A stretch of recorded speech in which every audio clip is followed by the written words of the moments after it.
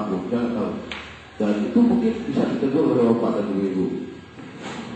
Ibu kadang-kadang ibu mau itu doang memang puja, adik tu bola balik dia memang puja baru dia.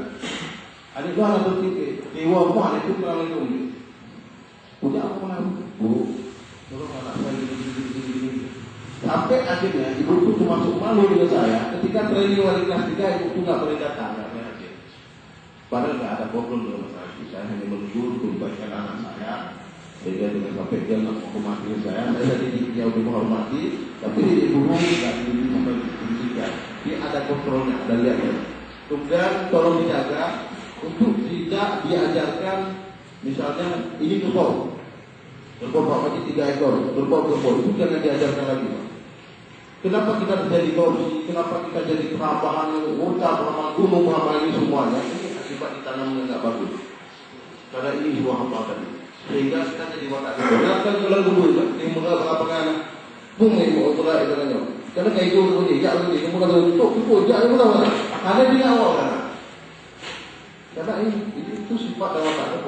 Tapi ketika dijuapai tak ada penyelenggaraan yang kemudian membaca OTSD yang dijuapai yang lengket oleh ketika lengket watak tersebut tanpa kita sadari kita terbawa dan berpikiran tersebut.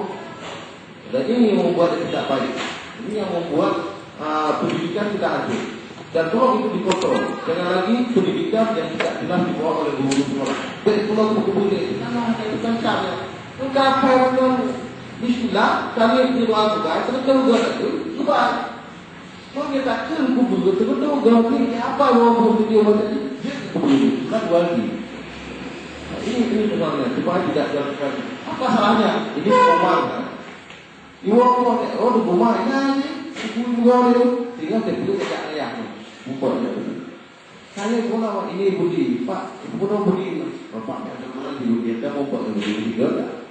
Pak Mama itu, Pak Boya itu, banyak tidak ada anak dulu. Coba kita sudah jadinya nampak-nampak yang jelas, yang bisa ada pembuktian yang nyata. Itu yang perlu diajarkan pada anak-anak. Baik saya dulu kan budi kita di koridor itu bagus. Saya budi. Ini bapak sebagai wali murid wajib melihat. Yang bisa saya hormati dan sampaikan kepada bapak.